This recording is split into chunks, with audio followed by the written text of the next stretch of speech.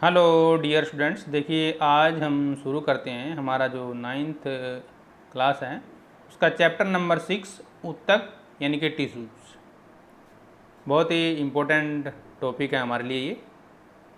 इससे पहले हमने एक वीडियो जो है कोशिकाओं के ऊपर बनाया था। तो ऊतक पढ़ने से पहले हमें कोशिकाओं के बारे में यानी कि कोशिका की जानकारी होनी चाहिए। कोशिका होती क्या है, संजीव किससे बने हैं, कोशिका किससे बनी है, कोशिका की संरचनात्मक संगठन क्या है। ये कुछ इस तरह के क्वेश्चन हैं जो हमने पिछले वीडियो में आपके साथ साझा किए थे। देखिए, जो कोशिका होती है हमारे शरीर की सबसे छोटी संरचनात्मक और क्रियात्मक इकाई होती है। क्रियात्मक का मतलब जो क्रिया करती है, संरचनात्मक का मतलब जो एक संरचना के अनुसार होती है। और कोशिका का जो आविष्कार था वो सन 1665 में किया गया था। 1665 में हमारे पास जो रॉबर्ट हुक थे, उन्होंने कोशिका का अध्ययन जो है सूक्ष्मदर्शी यंत्र के द्वारा किया था। कोशिकाएं हमारी कई प्रकार की हो सकती हैं, एक कोशिका और बहुकोशिका। एक कोशिका के सबसे अच्छे एग्जाम्पल हमारे अमीबा और पैरामीशियम हैं, और बहुकोशिका में बाकी दूसरे जीव आ जाते हैं जैसे मनुष्य है, बंदर, जो भी हैं। रॉबर्ट ब्राउन ने 1831 में कोशिका केंद्र का पता लगाया था।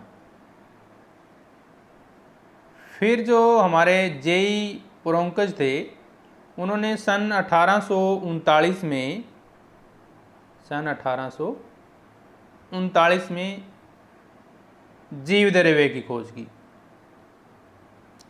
फिर विर्चो आए 1855 में, उन्होंने कोशिका सिद्धांत को आगे बढ़ाया, और इस तरह से हमने जो है कोशिका के बारे में धीरे धीरे बहुत अच्छी जानकारी हासिल कर ली। जैसा कि हमें पता है कि कोशिका हमारे शरीर की सबसे छोटी इकाई होती है। जिस तरह से मकान जो है एक ईंटों से बनता है, उसी प्रकार हमारा शरीर भी छोटी छोटी कोशिकाओं से मिलकर बना हुआ है। देखिए, हमारे शरीर की जो कोशिकाएं होती हैं उनमें श्रम विभाजन होता है। अलग अलग पार्ट में हमारी अलग अलग कोशिकाएं होती हैं। केंद्रक के बारे में हमने पढ़ा था, केंद्रकाय के बारे में पढ़ा, समीप केंद्रक, असीम केंद्रक, लाइसोसोम, माइटोकॉन्ड्रिया, रसधानियाँ, इनके बारे में हमने काफ़ी डिटेल में अध्ययन किया था। और आज हमारा जो वीडियो रहेगा वो है ऊतक यानी कि टिश्यूज के ऊपर, और एनसीईआरटी की हमारी बुक है। देखिए, जिस तरह हमारी शरीर की कोशिकाएं अलग अलग होती हैं, और जो सबसे छोटी इकाई को हम कोशिका मानकर चलते हैं, इसी प्रकार जब कोशिकाएं मिलती हैं यानी कि कोशिकाओं से मिलकर ऊतक बनते हैं। कोशिकाओं से मिलकर क्या बनते हैं? ऊतक बनते हैं। और इसी टॉपिक पर हमारा आज का वीडियो कंप्लीट रहेगा। और हम एनसीईआरटी की जो हमारी बुक है, हरियाणा बोर्ड की साइंस की बुक है, उसका एक्सप्लेनेशन कर रहे हैं। बहुत ही आसान है इसको समझना। देखिए, जब हम ऊतक की बात करते हैं तो ऊतक है क्या और कहाँ से इसका उद्भव हुआ, कहाँ से जन्म हुआ, उसके बारे में हमें थोड़ी सी जानकारी होनी चाहिए। ऊतक विज्ञान, या जिसको औतिकी बोलते हैं, हिस्टोलॉजी बोलते हैं।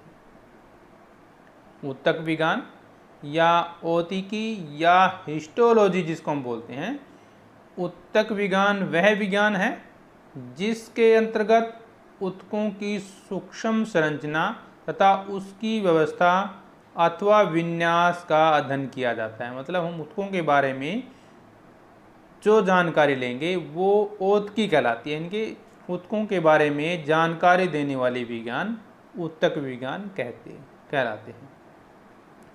ऊतक शब्द फ्रांसीसी भाषा के शब्द टिश्यू से निकला है, जिसका अर्थ होता है संरचना या बनावट, टेक्सचर बोलते हैं जिसको।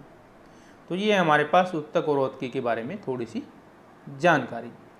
अब करते हैं हमारा जो टॉपिक है ऊतक क्या होता है। जैसे कि हमने अभी थोड़ी देर पहले कहा था कि जैसे हमारे शरीर जो है कोशिकाओं से मिलकर ही बना होता है, लेकिन हर चीज़ को जो है हमने पार्ट वाइज डिवाइड किया हुआ है, किस तरह से शरीर हमारा बना हुआ है। तो सबसे छोटी इकाई जब हमने कोशिका को मान लिया, अब इससे बड़ी इकाई होगी जो वो ऊतक होगी हमारी।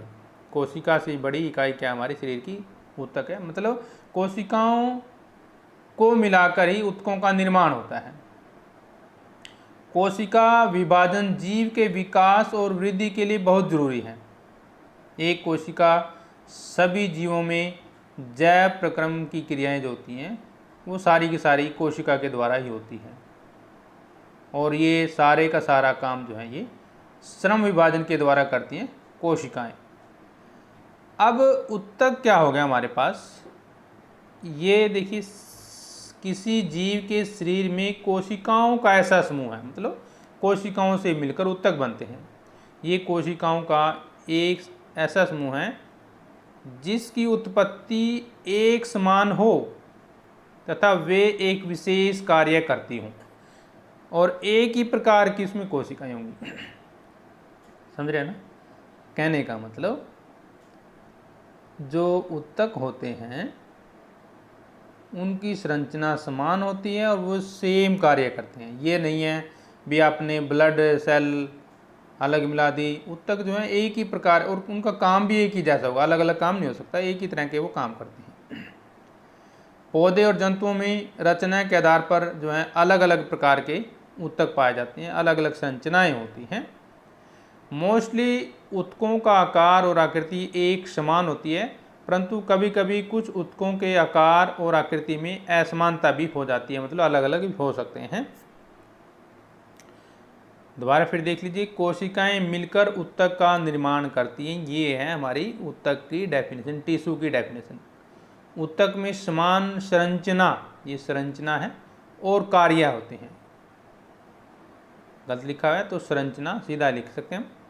Tissue is a group of cells in which similar in structure and function, जिसकी स्ट्रक्चर एक जैसी होती है और फंक्शन भी एक जैसे होती हैं, उसको क्या बोलते हैं? ऊतक बोलते हैं।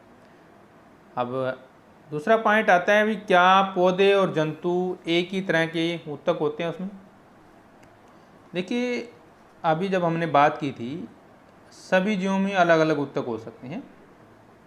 सभी जीवों का मतलब यहाँ पर पेड़ पौधे और जंतु के बारे में बात करेंगे।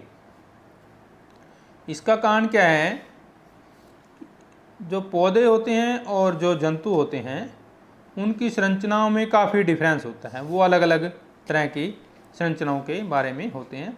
मेन पॉइंट क्या है, देखिए जो पादप ऊतक होते हैं, जंतु ऊतक होते हैं, अभी हम पादप ऊतक के बारे में पढ़ेंगे और इसके बाद हम लेके चलेंगे हमारे जो जंतु ऊतक है। आज का वीडियो जो है पादप ऊतक के बारे में ही रहेगा। वीडियो लंबा है, हमारे पास चैप्टर भी जो है थोड़ा समझने का है ताकि आपको ये जल्दी समझ में आ जाए। तो सबसे मेन हम जैसे कि जंतु और पौधों और जंतुओं में क्या अंतर है उसी हिसाब से हम इसको भी डिफ्रेंशिएट करेंगे। पादप ऊतक देखिए वो स्थिर होती हैं, वो नहीं चलते हैं, लेकिन जंतु गतिमान होते हैं, हमें पता है ये भी। वृद्धि सीमित भाग में होगी और वृद्धि जो है सभी भागों में होती है जब जंतुओं की बात करते हैं। वृद्धि जीवन पर्यंत चलती रहती है, वृद्धि निश्चित अवधि तक चलती है। मतलब पौधों में जो है ऊतक हैं वो जीवन भर बढ़ते रहते हैं, लेकिन हमारे जो शरीर हैं, हमारे जो जंतु हैं जो चलते फिरते हैं, उनमें जो है एक निश्चित टाइम होता है ऊतकों का निर्माण करने के लिए, उसके बाद वो बंद भी हो सकते हैं, मतलब टाइम फिक्स होता है। विशिष्ट अंग अनुपस्थित होते हैं इसमें और इसमें विशिष्ट अंग उपस्थित होते हैं। ये सबसे मेन पॉइंट हमारे पास इसमें ये रहेगा जब हम जंतु ऊतक और पौधों के ऊतक के बारे में बात करते हैं।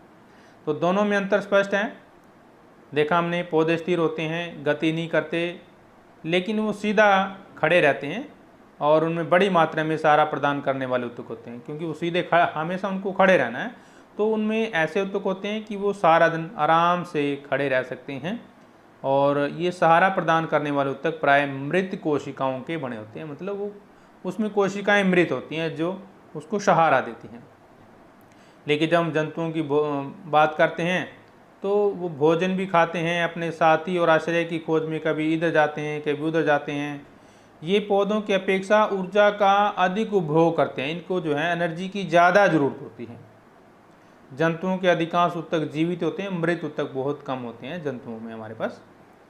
जंतु और पौधों के बीच की वृद्धि के प्रतिरूप में एक और भिन्नता है। देखिए इनमें एक डिफरेंस हो रहा है, क्या है, पौधों की वृद्धि कुछ क्षेत्रों में ही सीमित होती है जबकि जंतुओं में ऐसा नहीं होता। पौधों के कुछ ऊतक जीवन भर विभाजित होते रहते हैं और ऐसे ऊतक कुछ क्षेत्रों में भी सीमित हो सकते हैं हमारे लिए।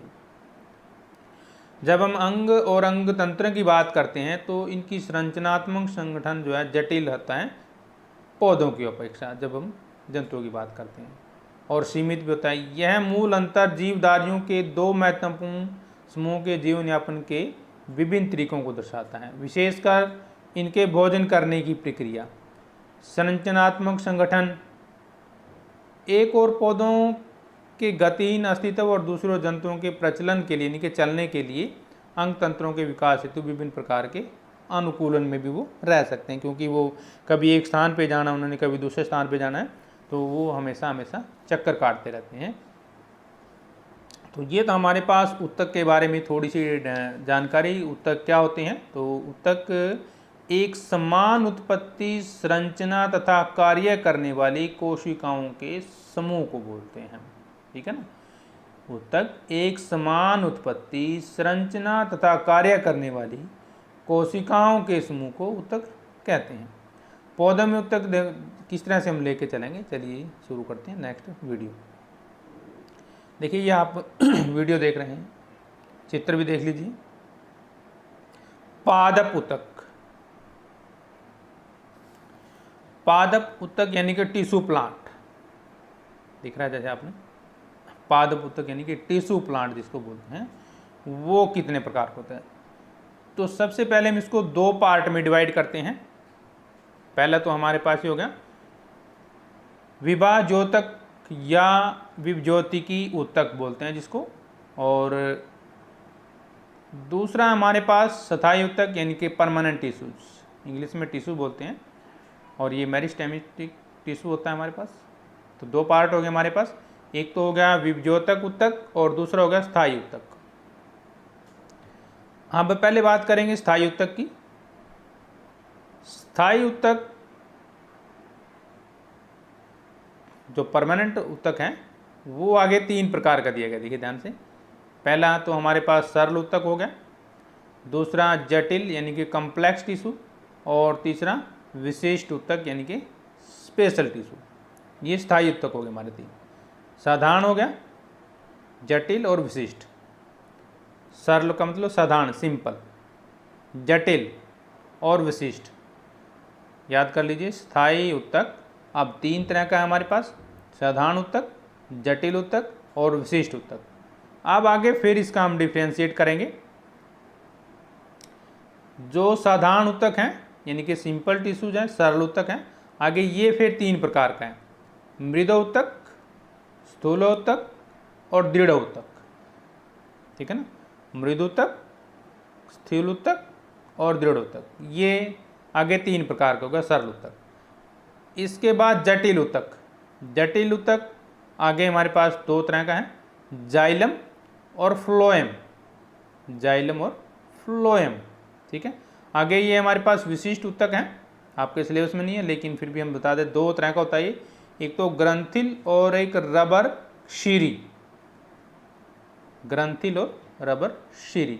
तो ये हो गया हमारे पास थोड़ा सा हमारे पास स्थायी ऊतक का जो डिफ्रेंशिएट है। और इसके बाद हम देखते हैं विभज्योतिक ऊतक कितने प्रकार का होता है, वो भी तीन प्रकार का हमारे पास विभज्योतक ऊतक। शिरस्थ यानी कि जो सबसे बड़ा है, अंतर्वेशी और पार्श्व, ये तीन तरह का होता है। और इसको देखिए हम प्राथमिक विभज्योतक भी बोलते हैं। क्या बोलते हैं, प्राथमिक विभज्योतक। इसका दूसरा जो टाइप है वो होता है द्वितीय विभज्योतक, जिसको हम कैबियम बोलते हैं। क्या बोलते हैं, कैबियम बोलते हैं। तो ये था हमारे पास पौधों के सारे जो ऊतक हैं, इसको जो है टेबल को आप एक बार जिस चार्ट को जो है कॉपी में बना कर देखिए। पहले तो जो इसके पार्ट हैं वो सारे के सारे लर्न कीजिए और फिर अपनी कॉपी में लिखने की कोशिश कीजिए, चार्ट को बनाने की कोशिश कीजिए। इससे जो आपका क्वेश्चन है जल्दी याद हो जाएगा आपको।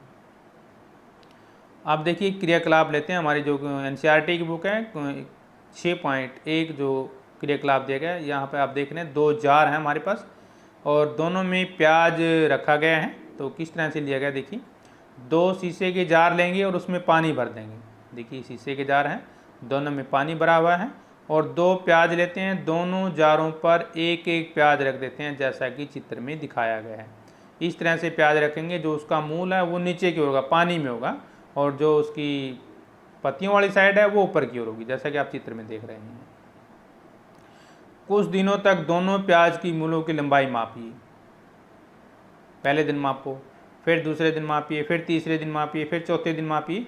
मतलब आपने जो ये मूल है यानी कि जो जड़ हैं इसकी लंबाई मापनी है। ये जो जड़ हैं इसकी लंबाई मापनी है, हर रोज़ डेली कितनी बढ़ रही है ये, ठीक है ना। और पहले, दूसरे और तीसरे दिनों में मूल की लंबाई माप लेते हैं। दूसरे जार में रखी प्याज की मूल को चौथे दिन 1 सेंटीमीटर काट दो। तो यानी कि ये बढ़ रही थी ना, इसको अब थोड़ा सा हम काट देंगे। क्या करेंगे? काटेंगे इसको। काटने के बाद फिर हमने जो है इसकी लंबाई नोट करनी है, निरीक्षण करना है, प्रत्येक दिन वृद्धि को मापना। तो ये टेबल है हमारे पास, आप जो है घर पर ये करके देखेंगे। पहले दिन मापना, फिर दूसरे दिन मापना, फिर तीसरे दिन मापना, फिर चौथे दिन मापना, फिर 5वें दिन। और ये टेबल जो है आपने कंप्लीट करनी है 5 दिन के अंदर, 2 प्याज लेकर, ठीक है। अब जब आप इस प्रयोग को कर लोगे तो इसमें आपने देखना है किस जार में रखी हुई प्याज की मूल लंबी है, कौन से जार में जड़ जो है ज़्यादा लंबी जाती है। और हमारे द्वारा मूल के ऊपरी हिस्से को काट लेने के बाद भी क्या वृद्धि करती रहती है। जब हम जार 2 में रखी प्याज की मूल के ऊपर हिस्से को काटते हैं तो वृद्धि करना बंद कर देती है वो। ऐसा क्यों होता है, ये आप अपने अध्यापक से पूछेंगे एक्सपेरिमेंट करने के बाद, ये क्रियाकलाप करने के बाद। इनके पौधों में वृद्धि कुछ निश्चित क्षेत्रों में होती है। ये सब विभज्योतिक ऊतकों के उन भागों में पाए जाने वाले कि उसी के कारण होता है। ऐसे ऊतकों को हम बोलते हैं विभज्योतक ऊतक, यानी कि मेरिस्टेमेटिक टिश्यूज। तो ये हो गया हमारे पास मेरिस्टेमिक टिश्यूज। तो इसकी डेफिनेशन क्या होगी, अब देखिए सुनिए। इन ऊतकों में कोशिका का निरंतर विभाजन होता रहता है तथा विभाजन की क्षमता वाली ये कोशिकाएं नई कोशिकाओं को उत्पन्न करती हैं। विभज्योतक केवल वृद्धि करने वाले भागों जैसे प्रहो, शीर्ष और जड़ की चोटी और कैबियम में ही पाया जाता है। इन ऊतकों के कारण ही पौधों की लंबाई और मोटाई बढ़ती रहती है। इसका मतलब विभज्योतक ऊतक पौधों के लिए बहुत इंपॉर्टेंट है। इसी के कारण पौधे की लंबाई बढ़ती है और मोटाई बढ़ती है। और ये देखिए उसकी जड़ और प्रहो यानी कि जो तना है, ऊपर वाला जो हिस्सा है उसमें पाया जाता है। तो पादप ऊतक हमारे पास अब 2 तरह के हो गए। एक तो हो गया हमारे पास विभज्योतक ऊतक और एक स्थायी ऊतक। जैसे कि हमने एक्सपेरिमेंट किया उस क्रियाकलाप में देखा तो 2 तरह के ऊतक हमारे सामने आते हैं, एक तो विभज्योतक ऊतक और एक स्थायी ऊतक। अब विभज्योतक ऊतक की हम बात करेंगे जिन ऊतकों की कोशिकाओं में विभाजन करने की क्षमता होती है। देखिए विभज्योतक, यदि नाम से हम जाते विभाजन, आपने पढ़ा होगा ना, विभाजन इनके विभाजित कर देना। तो ऐसी ऊतक यानी कि जिन ऊतकों की कोशिकाओं में विभाजन करने की क्षमता होती है वो विभाजित कर देते हैं, ऐसे को बोलते हैं विभज्योतक ऊतक। यानी कर इंग्लिश में बोलते हैं इसको मेरिस्टेमेटिक ऊतक कहते हैं। विभज्योतक की कोशिकाओं में पॉश, पतली भित्ति, अधिक कोशिका द्रव्य और स्पष्ट केंद्रक होता है। इनके बारे में हमने पिछले वीडियो में भी बात की थी, ठीक है ना। और अधिक कोशिका द्रव्य और स्पष्ट केंद्रक होने के कारण इसमें रसधानी नहीं होती है, इसमें रसधानी नहीं होती है। विभज्योतक की कोशिकाएं अत्यधिक क्रियाशील होती हैं, बहुत क्रियाशील होती हैं। विभज्योतक टिश्यू उन भागों में पाई जाती है जहां पादप में वृद्धि होती है। वृद्धि कहाँ होगी पौधे की, आपको एक तो देखिए पौधे की जो जड़ होती है वहाँ पे वृद्धि होती है, और दूसरा जो उसकी पत्तियाँ हैं, तना है, जो ऊपर वाला भाग है वहाँ पे ज़्यादा वृद्धि होती है, जैसे कि जड़ और तने में। क्षेत्र के अनुसार विभजोतक उत्तक 3 प्रकार के होंगे हमारे पास। क्षेत्र के आधार पर हम 3 तरह से लेकर चलेंगे। तो नंबर 1 तो हमारे पास होता है शीर्षस्थ, यानी कि ऊपर वाला सिरा, शीर्षस्थ विभजोतक बोलते हैं। ये जड़, तना और शाखाओं पर पाए जाते हैं। जड़, तना और शाखाओं के शीर्ष पर पाए जाते हैं, ये जो शीर्षस्थ होते हैं। और अंतर्विष्ट, क्या बोलते हैं इसको, अंतर्विष्ट और पार्श्व, तीनों के ना हमारे पास, अंतर्विष्ट और पार्श्व। पार्श्व क्या होगा, यह उत्तक द्विबीजपत्री यानी तनों जड़ों के पार्श्व भागों में पाया जाता है। और अंतर्वेशी, अंतर्विष्ट भी बोलते हैं जिसको, यह उत्तक एक बीजपत्री तनों में पाया जाता है। नोट कर लीजिए ध्यान से। शीर्षस्थ उत्तक के बारे में बताते हैं पहले आपको। शीर्षस्थ कहाँ होगा, सिरों में होगा। किसके सिरों में, जड़, तना, शाखाओं के शीर्ष पर पाया जाता है। और ये हमारे पास आगे कई तरह का हो सकता है। अंतर्विष्ट, अंतर्विष्ट विभजोतक उत्तक, अंतर्वेशी बोलते हैं, एक बीजपत्री तनों में पाया जाता है।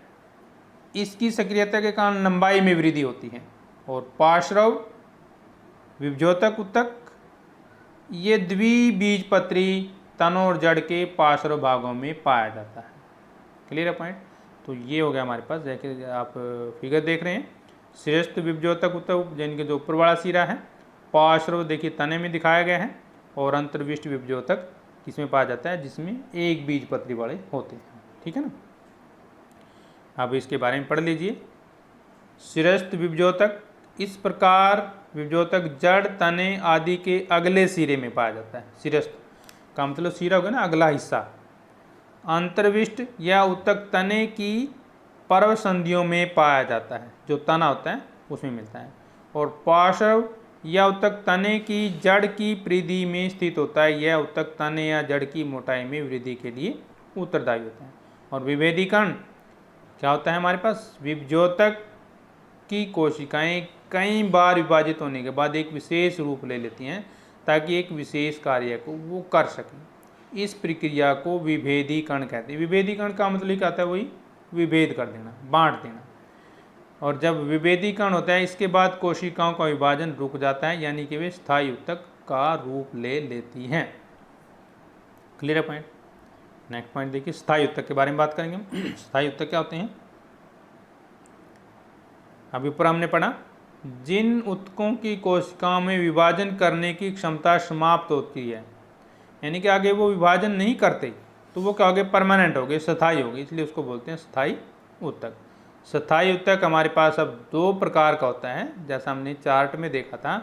एक तो सरल उत्तक होता है और एक होता है जटिल उत्तक।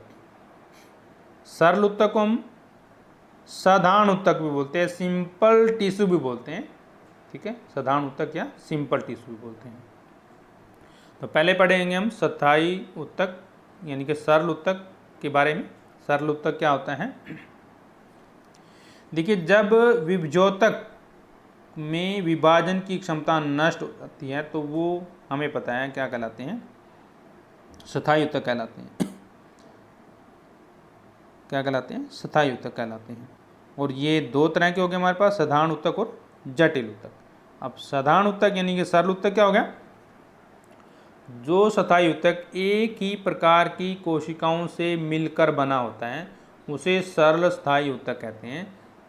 एक ही प्रकार की कोशिकाओं से बना होता है, ठीक है ना। इनके साधारण उत्तक एक ही प्रकार की समान संरचनाओं वाली कोशिकाओं से मिलकर बने होते हैं।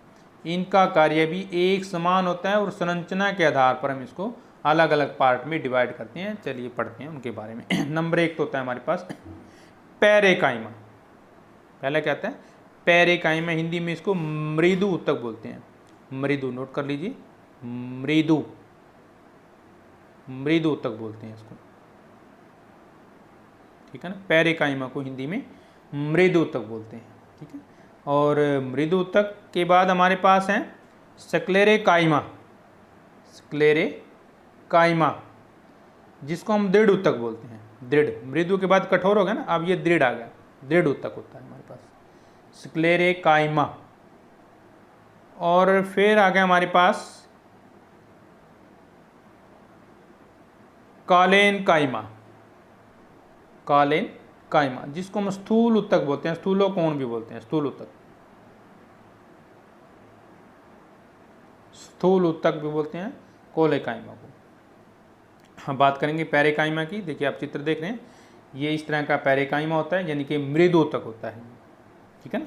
तो मृदु उत्तक कहाँ होता है? ये उत्तक पौधों के प्रोहतंत्र, प्रोहतंत्र का मतलब तना, पत्ती और फूल, प्रोहतंत्र, प्रोहतंत्र, प्रोह पै,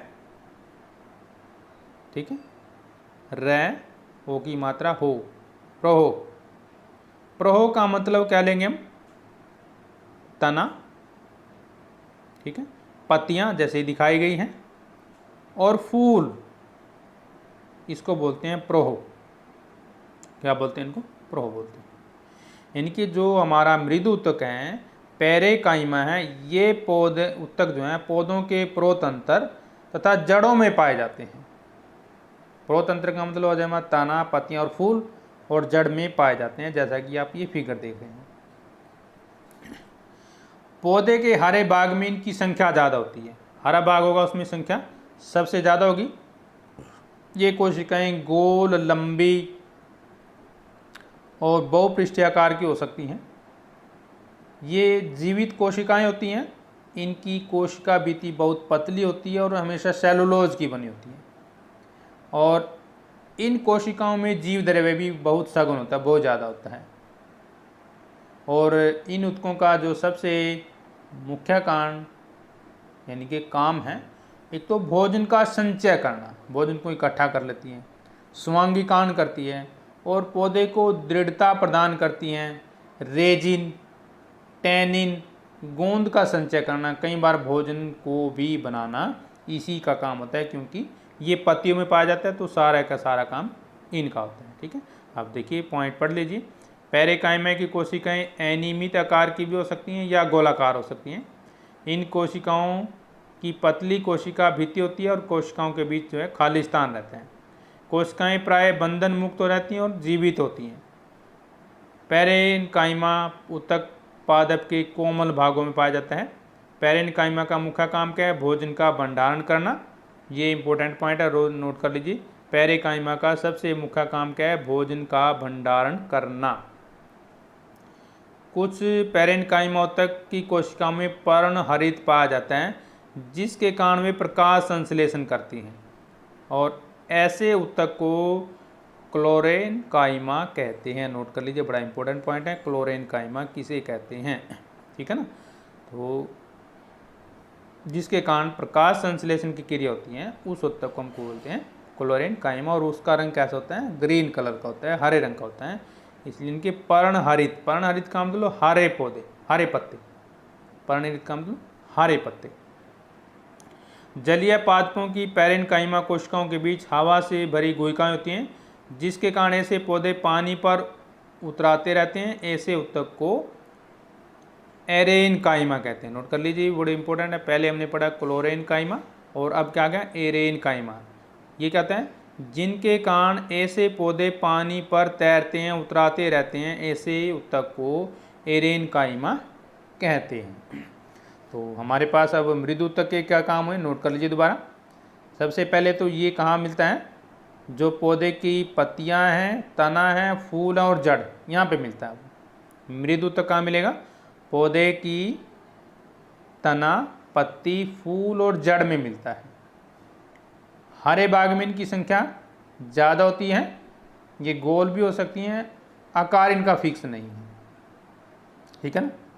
और सेलुलोज की बनी होती है। ये जीव द्रव्य सघन होता है। इसमें मुख्य काम क्या हो गया?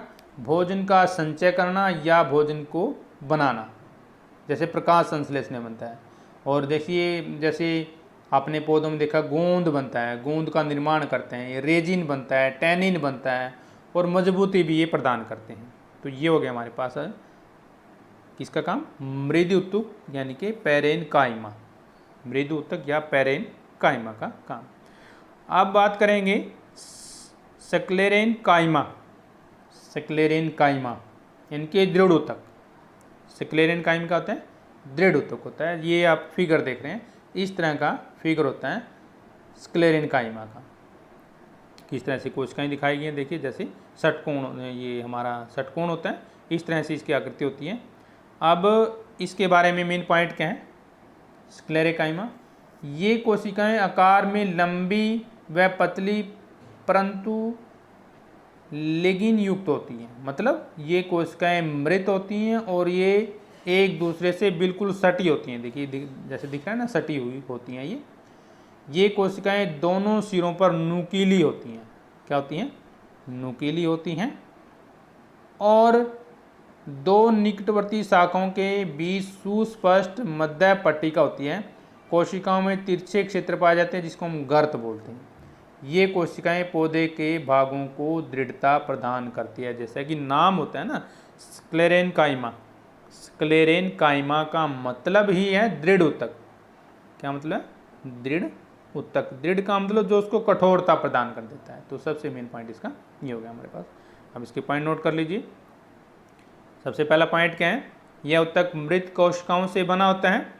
कोशिका भित्ति मोटी होती है और कोशिका भित्ति पर लिग्निन का जमाव होता है। ये एक तरह का पदार्थ होता है लिग्निन। क्लियर है पॉइंट? कुछ कोशिकाओं की भित्ति इतनी मोटी होती है कि कोशिका के भीतर कोई खाली जगह नहीं होती। स्क्लेरेनकाइमा यानी कि दृढ़ उत्तक पादप के कठोर भागों में पाया जाता है। कठोर भाग सबसे, जैसे तना सबसे कठोर भाग होता है, ठीक है ना। तने में हो गया, सेवन बंडल में हो गया, पत्तियों की सिराओं में हो गया और फलों के छिलके में हो गया। नोट कर लीजिए, जो दृढ़ उत्तक होता है क्योंकि पौधे को कठोरता प्रदान करता है, तो जो कठोर भाग होगा, दृढ़ भाग होगा, वहाँ पे ये पाया जाता है। अब इसके काम को देखिए, मेन काम इसका ये है दृढ़ता प्रदान करना। क्या है इसका? तो एक ही काम देखें हमें, दृढ़ता प्रदान करता है पौधों। अब बात करते हैं कोलेनकाइमा। कोलेनकाइमा यानी कि स्थूल, यानी कि स्थूल उत्तक, हिंदी में स्थूल उत्तक। इसकी कोशिकाएं जीवित होती हैं। स्थूल उत्तक की क्या होती हैं? जीवित होती हैं और बहुभुजी अंडाकार या गोल होती हैं। देखिए, बहुभुजी भी हो सकती हैं, गोल हो सकती है, अंडाकार हो सकती है। इनकी कोशिका भित्ति पतली होती है। कैसी होती है? पतली होती है। क्लियर? परंतु कोशिका के कोनों पर सेलुलोज और पैक्टिन जमा होने के कारण स्थूल हो जाती है, मोटी हो जाती है। स्थूल माने मोटा, भारी भरकम, इसीलिए नाम भी स्थूल है ये, क्योंकि इसके ऊपर सेलुलोज और पैक्टिन जमा हो जाता है। सेलुलोज और पैक्टिन जमा हो जाता है। इन कोशिकाओं में ज़्यादातर क्लोरोप्लास्ट होते हैं, वो भी पाए जाते हैं। और यह उत्तक पौधों में लचीलापन व दृढ़ता प्रदान करता है। दो काम हो गया अभी, एक तो लचीलापन और दृढ़ता दोनों ही प्रदान करता है। क्लोरोप्लास्ट जो पौधे की पत्तियों पर आ जाता है, उसमें स्टार्च और मंड बनता है। क्या बनता है? स्टार्च और मंड बनता है। अब देखिए, पढ़ लीजिए इसके बारे में। इस उत्तक की कोशिकाएं जीवित होती हैं। कोशिकाएं लंबी, कोनों पर मोटी होती हैं। यह उत्तक लचीलापन के साथ दृढ़ता प्रदान करता है। यह उत्तक उन भागों में पाया जाता है जहाँ थोड़ी बहुत गति की जरूरत होती है, जैसे कि पर्णवृत्त डंठल में पाया जाता है। ठीक है, तो ये हो गया हमारे पास स्थूल उत्तक के बारे में, यानी कि कोलेनकाइमा के बारे में। अब क्रियाकलाप देखिए ध्यान से। रियो की ताज़ा तोड़ी हुई पत्तियां लीजिए। रियो एक फूल का पौधा होता है हमारे पास, और इसमें दबाव लगाइए और थोड़ी की पत्ती का छिलका अलग हो जाए। इस छिलके को अलग करके जल में भरी हुई पैटी डिश में लगा दीजिए, जैसे कि दिखाया गया है। इसमें कुछ बूंदे जो आपने सेफ्रेनिन विलिन की डालनी है। देखिए, आप देख रहे हैं हमारे पास इस तरह का जो चित्र दिया गया है, ये द्वार कोशिकाएं और एपिडर्मिस कोशिकाएं होती हैं जो दिखाई गई हमारे पास। देखिए ध्यान से, रक्षी कोशिकाएं, एपिडर्मी कोशिकाएं, स्टोमेटा और रक्षी कोशिका, जिसके बारे में थोड़ी देर में हम चर्चा करेंगे। ठीक है, आपने चित्र देख लिया। और जो पौधे की बात, क्रियाकलाप की बात करें तो कुछ समय पश्चात छिलके को स्लाइड पर रख लीजिए, इसको धीरे धीरे कवर स्लिप कर दीजिए, और फिर हमें सूक्ष्मदर्शी के द्वारा इसको देखना है। तो आप क्या देखेंगे कि कोशिकाओं की सबसे बाहरी परत एपिडर्मिस है। अब एपिडर्मिस के बारे में नोट कर लेते हैं। एपिडर्मिस का मतलब हमारी त्वचा होती है, एक तरह से स्किन होती है। एपिडर्मिस का मतलब त्वचा या स्किन होती है। यानी कि जो कोशिका की सबसे बाहरी परत है उसको हम एपिडर्मिस कहते हैं। नोट कर लीजिए, कोशिका की जो सबसे बाहर, जैसे हमारी बॉडी है, पौधों की बॉडी है, पौधों के जो सबसे बाहरी भाग क्या हो गया, उसकी छाल होगी ना, तो वो एपिडर्मिस हो गया। हमारी क्या है, स्किन है, त्वचा है, तो वो एपिडर्मिस है। इनकी जो बाहरी परत होती है कोशिका की उसको क्या बोलते हैं, एपिडर्मिस होती है। अब ये क्योंकि बाहरी परत है, काम क्या है इसका, कोमल अंगों में एपिडर्मिस का निर्माण पेरेन्काइमा में होता है। किस में होता है, पेरेन्काइमा में होता है। जैसे हमने थोड़ी देर पहले पढ़ा था पेरेन्काइमा के बारे में। एपिडर्मिस का काम क्या होता है, सुरक्षा प्रदान करना। आपको पता ही है, हमारी जब ये सबसे बाहरी परत होगी तो ये हमें मौसम से, गर्मी सर्दी से बचाती है और शरीर की रक्षा भी करती है। तो चोट पहले इस पर लगती है, शरीर में बाद में लगती है। जैसे हमारी आंखों पे पलकें होती हैं ना, तो पलकें जो है आंखों की रक्षा करती हैं, तो वो उसके लिए एक एपिडर्मिस हो गई एक तरह से। एपिडर्मिस के ऊपर मोम जैसी परत होती है जिससे जल के क्षय की रोकथाम होती है। देखिए पौधों की बात हम कर रहे हैं, तो एपिडर्मिस पौधों में क्या काम करती है, जल की क्षय को रोकती है। देखिए पौधों की पत्तियों में पानी लगेगा तो पानी में पत्तियां नहीं गलेंगी, ठीक है। तो यह परजीवियों से भी रक्षा करती है। परजीवी, पौधे पर परजीवी हो जाते हैं क्योंकि कठोर हो जाती है ये, और उससे भी रक्षा करती है। एपिडर्मिस की कोशिकाएं अक्सर चपटी और एक परत में होती हैं। कोशिकाओं की बाहरी और बगल की भित्ति मोटी होती है इसमें, और कोशिकाओं के बीच खाली स्थान नहीं होता इसमें। स्टोमेटा देखिए क्या होता है, ध्यान से देखिए। देखिए जो पौधे की पत्तियां होती है ना, उसमें छोटे छोटे, हमें दिखाई नहीं देते, छोटे छोटे सूक्ष्म छिद्र होते हैं, छोटे छोटे सुराख होते हैं, जिसको हम बोलते हैं स्टोमेटा। जिसको क्या बोलते हैं, स्टोमेटा बोलते हैं। पौधे की पत्तियों में छोटे छोटे रंध्र यानी कि सुराख होते हैं, जिसको हम क्या बोलते हैं, स्टोमेटा बोलते हैं। नोट कर लीजिए, स्टोमेटा को हम इंग्लिश में रंध्र भी बोलते हैं। क्या बोलते हैं, रंध्र। हिंदी में क्या बोलते हैं, रंध्र बोलते हैं स्टोमेटा को। यानी कि स्टोमेटा क्या होता है, पौधे की पत्तियों में छोटे छोटे महीन सुराख पाए जाते हैं, जिसको हम क्या बोलते हैं, रंध्र बोलते हैं। क्लियर है पॉइंट। नोट दोबारा रिवाइज कर देते हैं। पौधे की पत्तियों की निचली सतह पर बाह्य त्वचीय कोशिकाएं पाई जाती हैं, जिसको रंध्र या छिद्र या स्टोमेटा बोलते हैं। रंध्र दो गाढ़ कोशिकाओं से सुरक्षित रहते हैं हमेशा।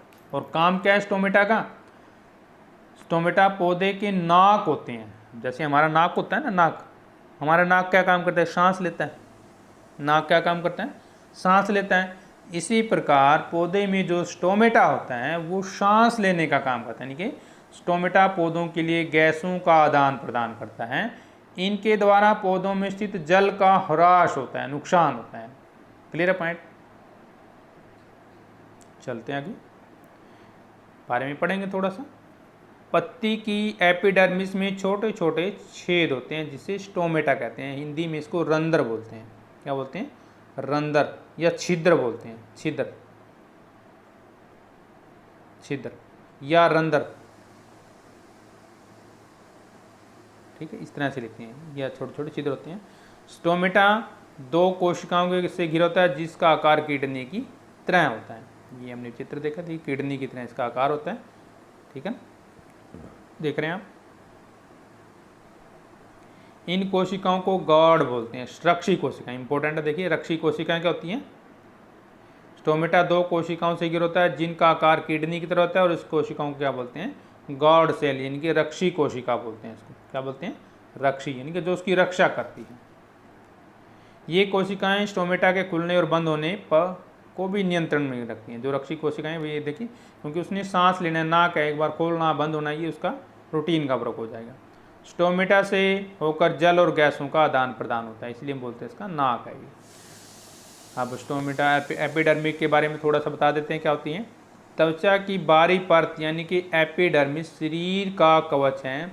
कटने फटने से निजात पाने के लिए यह परत हर वक्त खुद को नए ढंग में तैयार करने की प्रक्रिया में लगी रहती है, मतलब बढ़ती रहती है। जैसे हमारे कोई कट लग गया तो दोबारा दूसरा कट उसको ठीक कर देती है। पौधों को हम कुछ काट देते हैं, थोड़े दिन बाद ठीक हो जाते हैं। यानी कि इस प्रक्रिया में मृत कोशिकाएं और मृत कोशिकाओं को क्या बोलते हैं? Carotene protein. नोट कर लीजिए, केरोटीन प्रोटीन बनती हैं जो दूसरी मृत कोशिकाओं के ऊपर चढ़कर एक बारी परत बना लेती हैं। जड़ों की एपिडर्मिस कोशिकाओं में बाल जैसे प्रधर्व होते हैं जिन्हें मूल रोम कहते हैं। मूल रोम जड़ होता है, मूल रोम जड़, इनके रूट हेयर कहते हैं इसको। नोट कर लीजिए एक नंबर में। इनके कारण जड़ की एपिडर्मिस का पृष्ठ क्षेत्र बढ़ जाता है ताकि जड़ द्वारा अधिक से अधिक जल का शोषण हो सके। अब कार्क देखिए क्या होता है। हमने अभी स्टोमेटा की, अब कार्क के बारे में देखिए। जैसे जैसे पेड़ का आकार बढ़ता है तो एपिडर्मिस में बदलाव आते रहते हैं। देखिए आप छोटा पौधा देखोगे, उसकी खाल जो है बिल्कुल नरम होती है, बिल्कुल पतली होती है, हाथों से भी हम उसको छील सकते हैं। लेकिन जैसे जैसे बढ़ता जाएगा उसकी त्वचा में बदलाव आता है। कॉकटेस में द्वितीय विभोजक की एक पट्टी उपस्थित होती है। यह पट्टी कोरक नामक कोशिकाओं की परत बनाती है जिससे पेड़ की छाल बनती है। का मतलब छाल एक तरह से कोरक होगी उसके लिए। ये कोशिकाएं भी मृत होती हैं जिसके कारण छाल बहुत ज़्यादा कठोर हो जाती है, सख्त हो जाती है। कार्क के ऊपर सुबेरिन की परत होती है जिसके कारण छाल से होकर हवा या पानी का प्रवेश नहीं हो पाता। इससे पेड़ को ज़्यादा सुरक्षा मिलती है। ये देखिए रक्षी कोशिकाओं की हमारे पास दिखाई गई है, फटी हुई एपिडर्मिस भी दिखाई गई है और छाल कोशिकाएं दिखाई गई हैं जैसे कि हम फिगर में देख रहे हैं। तो ये था हमारा इस वीडियो का फर्स्ट पार्ट। नेक्स्ट पार्ट में हम लेकर आएंगे जो इसका नेक्स्ट पार्ट है, तो जल्दी आपके लिए हाजिर होगा नया पार्ट भी। तब तक आप इस चैप्टर को दोबारा रिवाइज कर लीजिए, वीडियो को अच्छे तरीके से देखिए ताकि आपका चैप्टर कंप्लीट हो जाए। नेक्स्ट वीडियो में जल्दी हाजिर होंगे, तब तक लेते हैं आपसे इजाज़त। जय हिंद।